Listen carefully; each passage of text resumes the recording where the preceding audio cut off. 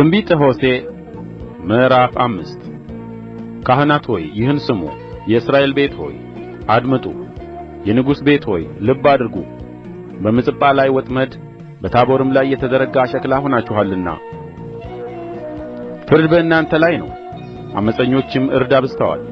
እኔ ግን እነዚያን ሁሉ እዘልፋለሁ። ኤፍሬምን አውቀዋለሁ፣ እስራኤልም ከእኔ አልተሰወረም። ኤፍሬም ሆይ ዛሬ አመንዝረሃል፣ እስራኤልም ረክሶአል። ወደ አምላካቸው ይመለሱ ዘንድ ሥራቸውን አላቀኑም። የግልሙትና መንፈስ በውስጣቸው አለና እግዚአብሔርንም አላወቁምና። የእስራኤልም ትዕቢት በፊቱ ይመሰክራል። ስለዚህ እስራኤልና ኤፍሬም በኃጢአታቸው ይሰናከላሉ፣ ይሁዳም ደግሞ ከእነርሱ ጋር ይሰናከላል። እግዚአብሔርንም ለመሻት በጎቻቸውንና ላሞቻቸውን ነድተው ይሄዳሉ። ነገር ግን እርሱ ከእነርሱ ተመልሶአልና አያገኙትም። ዲቃሎችን ልጆች ወልደዋልና እግዚአብሔርን ወንጅለዋል። አሁንም አንድ ወር እነርሱንና ርስታቸውን ይበላቸዋል።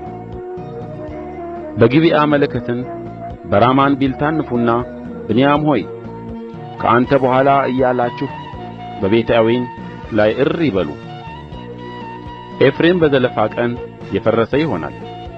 በእስራኤል ነገዶች ዘንድ በእርግጥ የሚሆነውን ነገር ገልጫለሁ።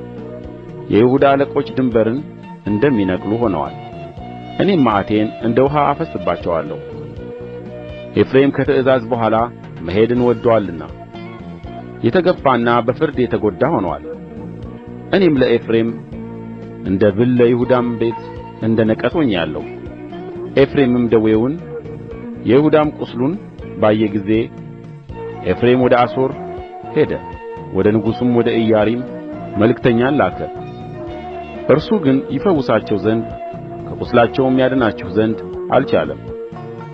እኔም ለኤፍሬም እንደ አንበሳ ለይሁዳም ቤት እንደ አንበሳ ደቦል እሆናለሁና እኔም ነጥቄ እሄዳለሁ፣ እወስድማለሁ፣ የሚያድንም አይገኝም።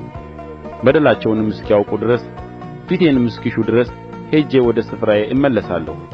በመከራቸው ጊዜ እጅግ አድርገው ፊቴን ይፈልጋሉ።